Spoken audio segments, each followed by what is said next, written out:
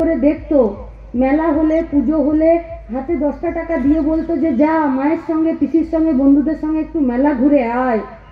কোনো আত্মীয়ের বাড়িতে কোনো বিয়ে বাড়িতে গেলে বাবার কাছে আবদার করলে বাবা দুটো জামাও কিনে দিত। কখনো কখনো মা বাবারাও জিজ্ঞেস করতো বাবাকে যে এত বেশি মেয়েকে কেন প্রশ্রয় দিচ্ছ এত বেশি। তখন বাবা বলতো যে ওকে নিজের মতো একটু বড় হতে দাও, আজ ওকে দিচ্ছি, যেদিন ও নিজের পায়ে দাঁড়িয়ে যাবে সেদিন ওকে আর আমাকে দিতে হবে না, ও আমাকে দেবে, ও আমাকে দেখবে। দেশের সরকারের কাজই তাই, গোটা জনগণকে নিজের পায়ে দাঁড় করানোর জন্য একটা চেষ্টা করা। তুমি আজ 10 বছর আগে বললে যে বেকারের ছেলে মেয়েদেরকে চাকরি দেবে 2 কোটি, আর আজকে তুমি বলছো 80 কোটিকে তুমি চাল দেবে। किस ओर जा रहे हैं हम लोग? কোন দিকে যাচ্ছি? জবাব দিতে হবে না বাবুল সুপ্রিয়? এই গোটা এলাকার তিনি একজন মন্ত্রী ছিলেন, এই পশ্চিম বর্ধমান জেলার, হ্যাঁ আসানসোল লোকসভা তিনি এমপি ছিলেন, কিন্তু তাকে জবাব দিতে হবে না। पहले आप थे भारी उद्योग मंत्री, उसके बाद आप हो गए लघु उद्योग मंत्री। ওই চিত্তরঞ্জনের রেল ইঞ্জিন কারখানা থেকে শুরু করে বিওজিএল, এইচএফসি, এমএমসি পর্যন্ত, এএসপি, ডিএসপি, ডিপিএল, এই বিসিএল, এই সমস্ত কারখানাগুলোর জবাব তো আপনাদেরকে দিতে হবে।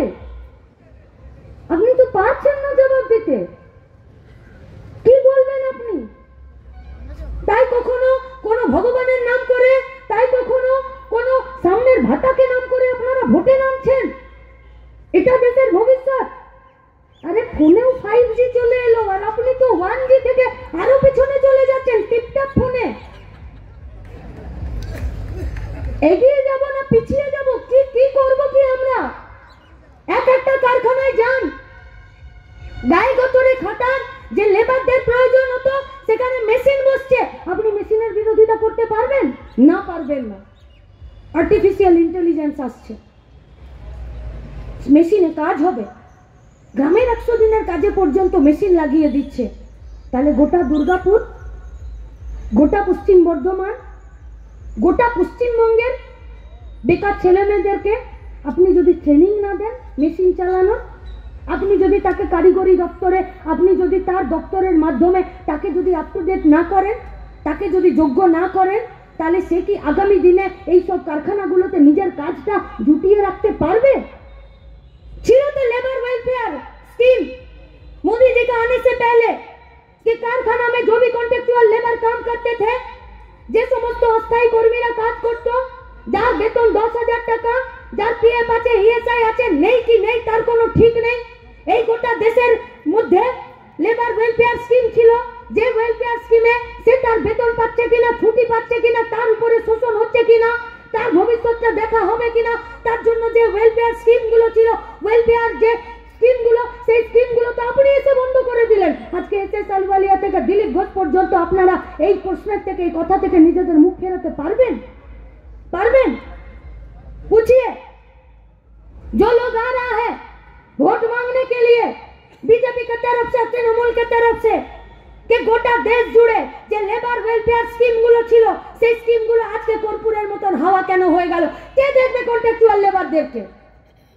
হয়তো প্রতিদিন খবরের কাগজে বেরোচ্ছে তপ্ত লোহা শ্রমিকের গায়ে পড়ে যাচ্ছে, শ্রমিক মরে যাচ্ছে। সেটা যদি কোনো পার্মানেন্ট লেবার হয়, পার্মানেন্ট যদি সে কোনো শ্রমিক হয়, তবু তো তার একটা হিল্লে আছে।